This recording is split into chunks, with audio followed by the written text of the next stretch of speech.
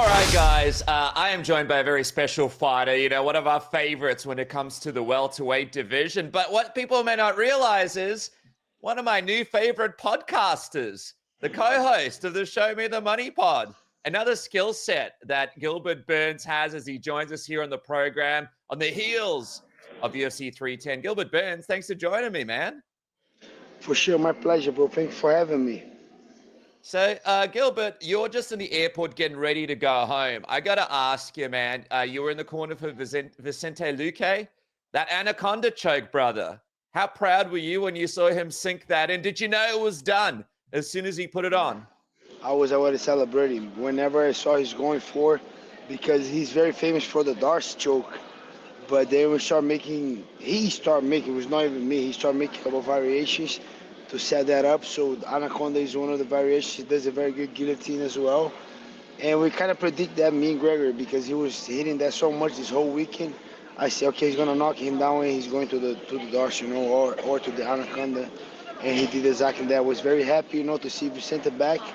Yeah, it was a long run, you know, like back to him real self, you know, who he really is.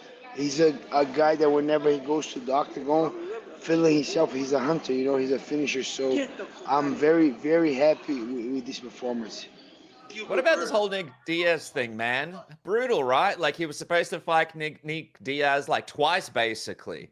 Yes. Both fights didn't happen. How hard was it for you guys in camp? Like, did you think this Nick Diaz fight was ever actually going to happen, or did you guys know that it's probably unlikely that he was actually going to take the fight in the end? At the second time, I thought so. I thought, okay, the second time, okay, he might be ready now. This fight might happen. But then when I saw that video that he was in the street of Vegas or California, I don't know, like putting a fire on the thing and say, oh, he don't look good.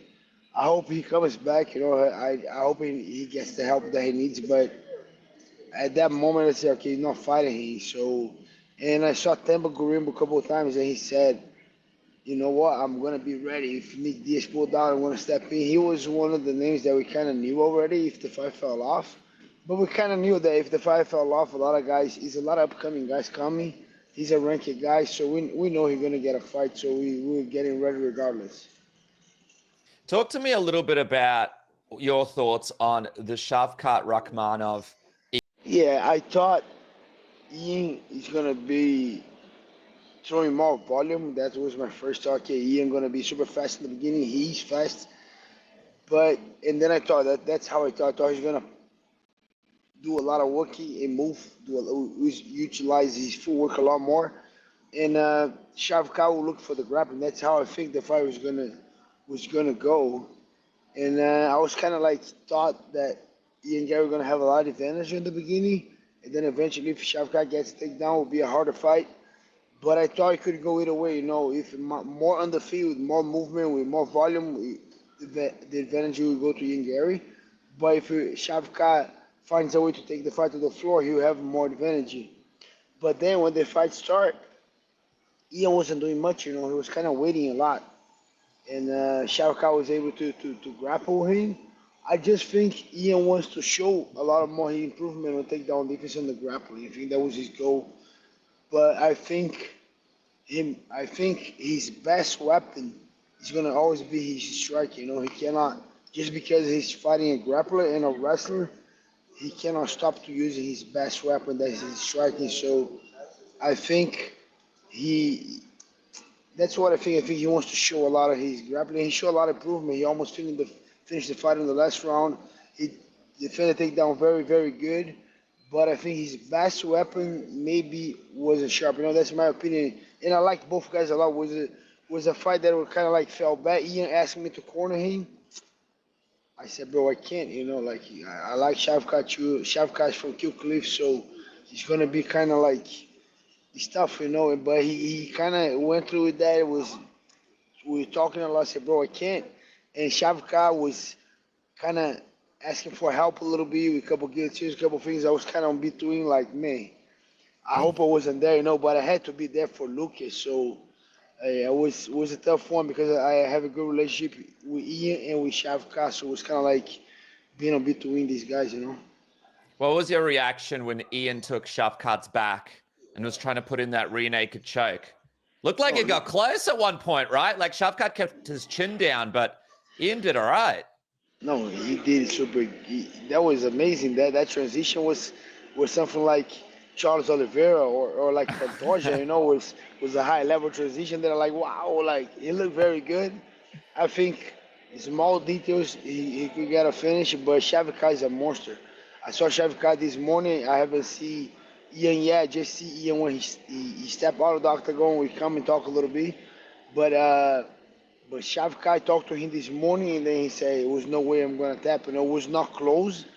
He said it was not close, but even if it was close, I'll I'll work my way out. I'm gonna do something. He said it was no way he was gonna tap, but it was a beautiful transition. It showed levels. This guy didn't have that grappling like 2 years ago, and he was training with us, and now traveling the world, training Demian Maia, training Charles Oliveira. He trained good and also training a lot of high-level fighters, so you can see the improvement. I think Ian Garry is going to be a problem very soon in the division. He's super young, keep working, keep getting better, keep improving. So I think he still has a lot of things to do in the division. Maybe might be a future champion. He said in the countdown, you told him, get on the road, go travel, train at different gyms, right? Do you remember that? What made you want to tell him, get out of here, get on the road? Uh, it was kind of like he was about to to renew. I think he was renewing his rent, and then he was kind of overthinking. Then we have a couple honest conversation, and then I said, Ian, if I have the opportunity that you have, I would travel a lot. I didn't say get out of here, but I said I would travel a lot. I would go to Brazil, learn jiu-jitsu, high-level fighters. I would go to Thailand, strike with the best guys. I would go to New Zealand, strike with training with Israel Adesanya. I would go to Connecticut, training Portland. If it was me on the beginning, 25, 24, 26 years old, I would travel more, but at my time when I made my transition I was 27, 28, and super quick. My wife got pregnant. Financially, I was super broke, so Yeah. I couldn't do all that. But I said, bro, if you have the opportunity, one thing that I would do, if I could, I would travel a lot more and get more experience. Learning from different coaches. I say I still do the camp here, Kill Cliff, but out of camp, go everywhere, learn, go back to the camp here. Boo, boo, boo, boo, boo. That was the conversation that we had. And bro, I do believe it kind of paid off to him. The guy showed levels on the grappling and the wrestling like tremendous. What do you think? And by the way, I agree with you. When you have kids, you go broke. I had a kid as well. Things aren't the same, Gilbert. No traveling for me either, brother. I wish I could join Ian Garry. Let me ask you, what do you think this Shavkat Belal Muhammad fight looks like? Who do you think wins that fight? He's a close fight. He's a very close fight. I think Shavkat expect one thing for Ian Garry, and then he had another thing that he had to adjust. Belal was there, looking super close. I gotta kind of, at the first fight, I was giving a little bit more advantage to Shavkat, but right now, I think it's a very close fight. I don't think Belal will be able to take Shavkat down. Shavkat takedown defense is very good, and grappling defense too, offensive too, very good. But one thing that Belal gonna bring trouble to Shavkat is gonna be the volume. The guy has unstoppable cardio, crazy volume, both stance, moving forward, don't stop moving. A little low guy. I think Belal gonna make him wrestle. Striking is looking very good. Boxing is looking very good. It's Canelo new style now. The guy. He actually people are hating on him, but he's doing amazing. The guy beat the best of the best. So I'm uh, I'm a fan. I gotta respect these guys. They're the top of the mountain right now. They're doing a great job. As of right now, I think it's gonna be a very close fight. But Belal bring problems to everyone in the division. So does Shavkat. So I gotta kind of dive more, watch more to do a nice breakdown. That's what I've been doing my both channel. Even that now I still got both channels. I got my Brazilian channel and my kind of English channel, so I'm doing a lot of breakdowns on both. Uh, but I gotta give him more time before I make my picks. I actually gotta do a lot of study, go back to a couple fights, see how he did with the tall guy, see how Shavkat did with the smaller guy. So, but as of right now, it's kind of 50-50. Very, very, very close, very competitive fight. So do you think the grappling's going to be pretty even? Because I was going to ask you, who do you think has the better grappling, the better wrestling, Belal or Shavkat? I think, I think it's a good question. I think Shavkat has better grappling, but Belal Muhammad has one of the best takedowns defense, so it's not gonna be easy to Shavkat take him down. Maybe you will not be able, especially when Belal is in camp. He go out there training with he's learning all these guys, so he's gonna be in shape and ready for it. But I think best grappling is gonna be Shavkat. Best wrestling it might be Belal. In striking, we gotta see. I think Shavkat has more power, but then I think Belal Muhammad has more volume. He's very even fight, especially in a breakdown like that. He's more even than people think. Mm. Let me ask you this, man. Obviously, Ian Garry was supposed to fight Joaquin Buckley next weekend. He took Shavkat late notice. It's like super admirable, right? Like you take one of the baddest guys in the division short notice. But ultimately, do you think it was a mistake for Ian to take Shavkat short notice and not just fight Buckley next weekend, potentially get a win and still be in the picture? Or do you think as a fighter, it's better for Ian to get in there with someone like Shavkat now, learn, from potentially losing and being in there with him? What do you think? I think he did amazing. I think he's a number one contender fight. You cannot say no. Like if he beats Buckley, if because it's still not a fight. Buckley's not a guy that is coming up very hard, doing amazing. So still maybe So I think that was a good jumping opportunity. Go out there, get ready to Shavkat. If he beat Shavkat, he was fighting for the title. I think he lost the fight, but he didn't lose that bad. He got his moment. He almost finished the guy in the fourth round. He did good in the third round. On the fifth round, he did very good. He did very good in the third round. And I think if his striking was kind of on point, he could do more. He could do a little bit better, but I think he did good. I think we gotta jump on those opportunities. We're fighters.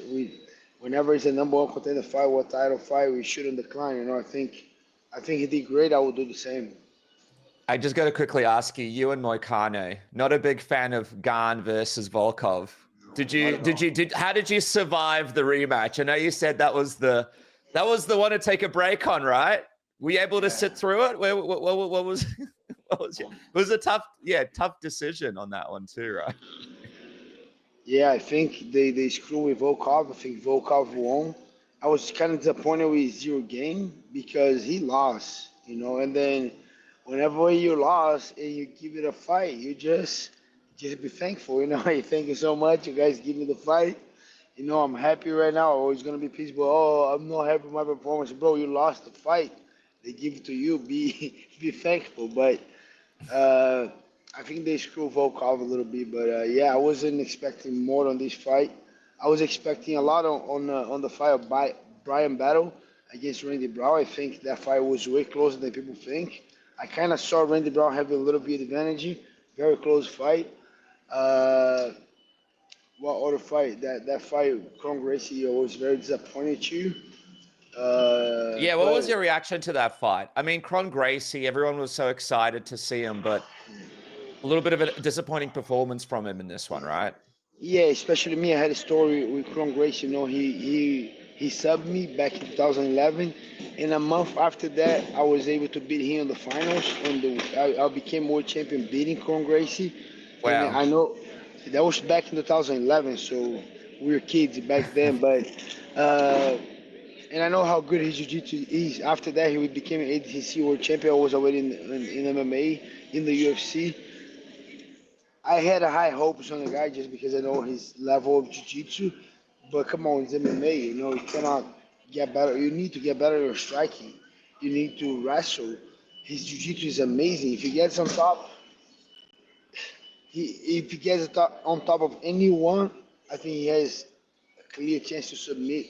But whenever he was pulling guard, I was kind of I was kind of disappointed. You know, and all due respect to the whole Grace family, you know, those guys are amazing. Hoisey, Harler, Hansel, Hickson, his dad, and every single one. But I don't know. I think he missed a little bit of wrestling. Only jiu-jitsu doesn't win fights today. Everyone knows how to grapple. Ground and pound is there. Elbows are super effective. Now we can throw new elbows. So I was expecting more from Kron Gracie. A lot more, to be honest. I feel bad for him because it's almost like I feel like he feels obligated to just do jiu-jitsu, and it's like, you know, you yourself, you're a champion in jiu-jitsu, but you know that you have to bring other aspects to the game, right? So he's got to adjust, right? Otherwise, this is just going to be a nightmare for him. Do you think he just needs to? I don't think anyone expects him to just do jiu-jitsu, right? I think he's got the wrong idea here. Yeah, the best guy, one of the best representatives of jiu-jitsu, the best representative of jiu-jitsu is Charles Oliveira. You know, the guy that has the most submission, the most bonus. This guy is a killer on striking. You know, like. I was kind of disappointed. I hope he doesn't finish it like that. I hope he gets back on the horse. My idea: go train with Charles Oliveira. You know, go to Brazil. You know, go see how these guys are doing. Go to shoot at boxing, get a little bit of striking, put all together. That's my opinion because I want the best for here. I want the best for my Brazilian fellows in the UFC. Go out there, learn with the champion. Go get a couple advices and get back together, you know. Guys, I want to thank our sponsors for making Submission Radio possible, and of course, Manscaped. One of the sponsors that's been with us the longest is your go-to this holiday season. I want to talk to you guys about the Performance Package 5.0 Ultra by Manscaped. Don't be that family member who shows up solo and scruffy to yet another holiday gathering. Get your winter overgrowth under control with the Weed Whacker 2.0 and that Lawnmower 5.0 Ultra, baby. It helps you seal the deal this cuffing season. Who knows, you might even outshine your weird uncle who's still rocking the goatee from 1985 and claim your spot at the top of the sibling power rankings.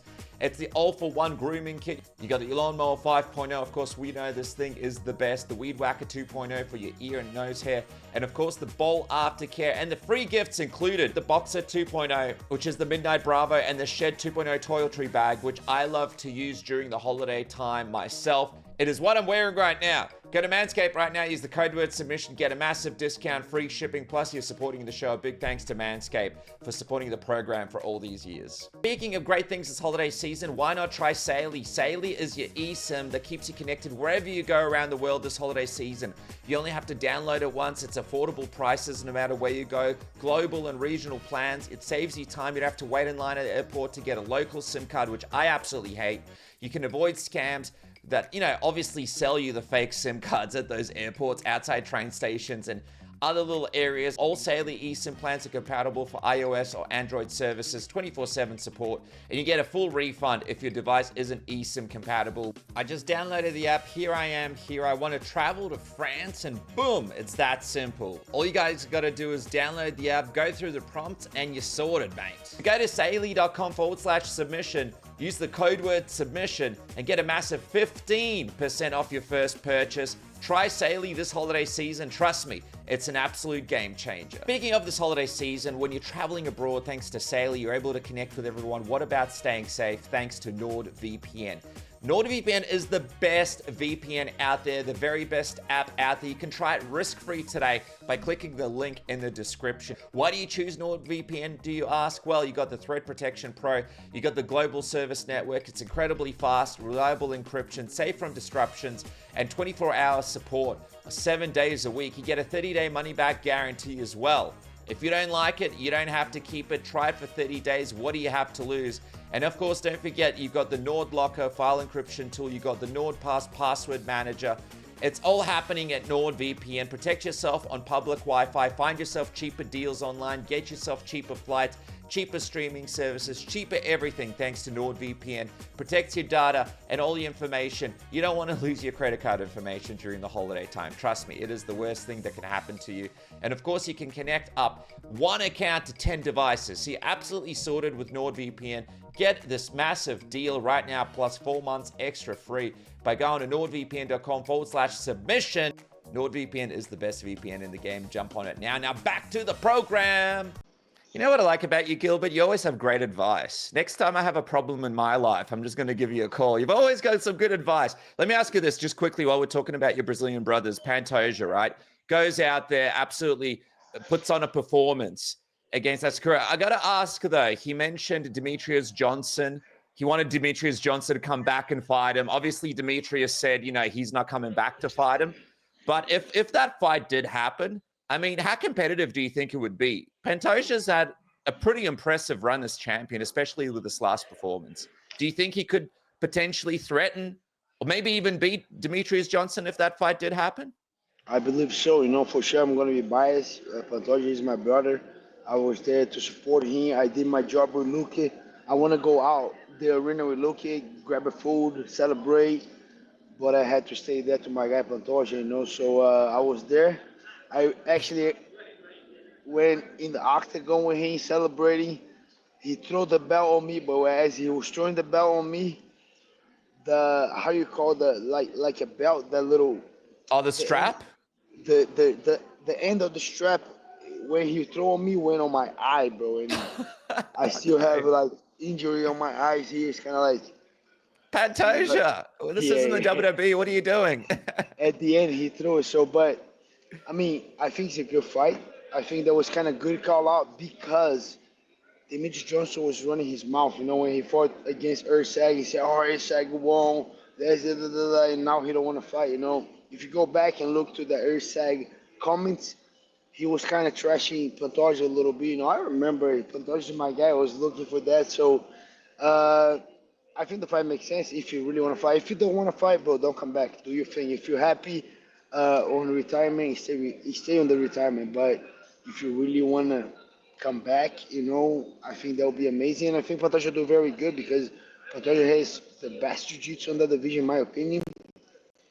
Hits very hard, has an amazing chin.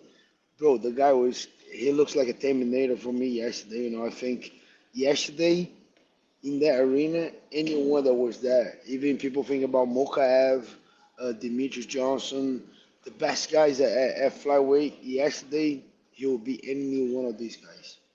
Awesome, dude. Hey, just quickly before I get on to you and what's next for you, what are you thinking is going to happen in this Buckley Covington fight next weekend in Miami?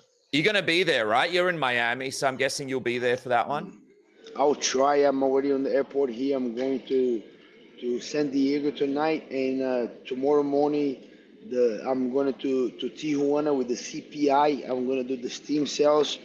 I've been fighting with so many injuries. I just had an inguinal hernia, and that took a while to get better. Now I'm finally clear, but then I'm going to do stem cells on my shoulders, on my knees, lower back. Those guys from CPI are doing an amazing job over there. I heard Sean, O'Malley, a couple guys were in there, so I want to go there, get my body healed to get back in the fight. So I'm going to land at home from Tijuana Saturday morning. It's kind of like 3 hours traveling from South Florida, from like Boca Raton where I live, to Tampa, kind of like 3 hours. And I think I'll be beat up from the treatment. If I'm good, if I'm healthy, I'm going to Tampa. I just think it's gonna be hard, And I have a couple of teammates on my Tuco, my guys fighting over there. If I can, I will. But everyone's saying, hey, that treatment is rough. You're gonna be in a lot of pain, so just chill. So if that's the case, I might be home, but I would love to go to Tampa. I don't think I'm gonna make it. And coming back to the question. Yeah, who do you think is going to win it, man? These guys could potentially be fighting you next, right? Yeah, I would love to fight any one of these guys. Wow. I think Buckley's in the best momentum right now, but That's Bucky Kryptonite. I have one of my teammates, one of my favorite teammates, is Logan Storley. He was an interim Bellator champ. He fought Buckley. Phew. I think that's free on YouTube. Buckley against Logan Storley, and Logan just out wrestled him. He just took him down, beat him up with the ground and pound, take him down again, beat him up with the ground and pound, and destroy him on the ground and pound. Mm-hmm. And that's something that Kobe really can do. Kobe, even though it was a short notice, I think Kobe got a fight in 3 to 4 weeks, but Kobe's always training. I know those guys from MMA Masters, Daniel Valverde and Cesar Carneiro. They say he's always in the gym. The guy's always training. He's always in shape.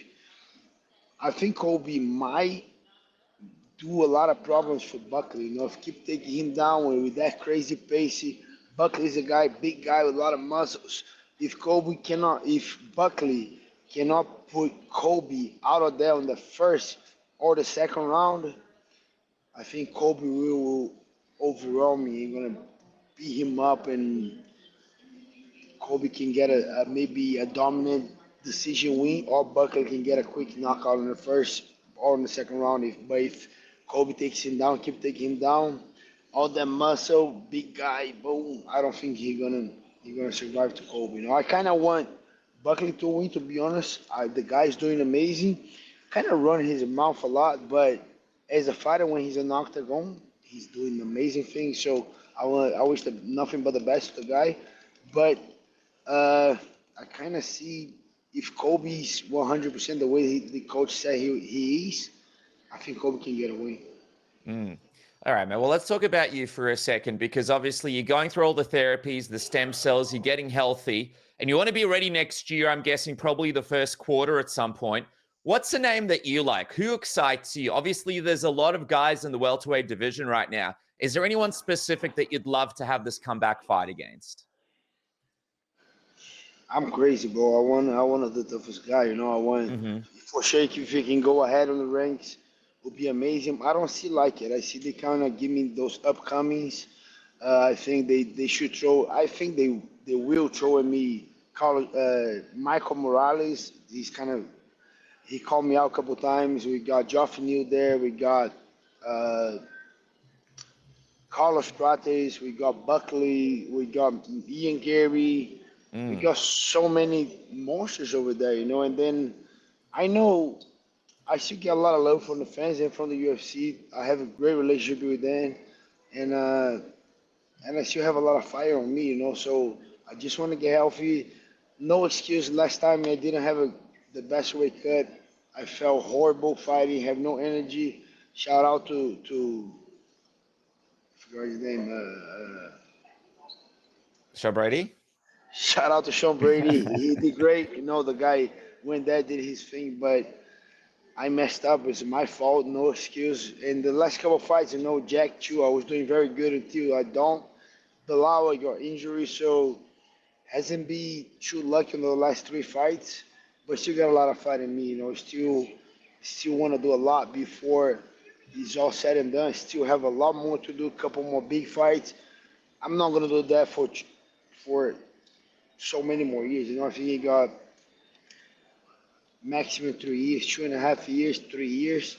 So I want to finish my career better than I started. I want to finish good. So I'm gonna try another title run, but I'm not even thinking about that right now. To be honest, I want to win on my next fight, and then I want no present. I want no. I don't want no gift. If they give to me, fine, thank you. But whoever they give to me, whoever they say, if it makes sense, I'm gonna sit down with my team, with my manager, with Ali, with Henry Hoof. Those guys being done there for me, helping me so much. And I'm kind of sometimes I was more independent. I was kind of like making my options, making my things. But now I'll kind of listen more to my team, to my coach, Henry, honor him, respect whatever he says, and my manager too. And we'll see who's next. But I'm looking forward to go back around March, April. Doing those team sales now. Body's gonna be great. I wasn't training for a month until recovering from my hernia.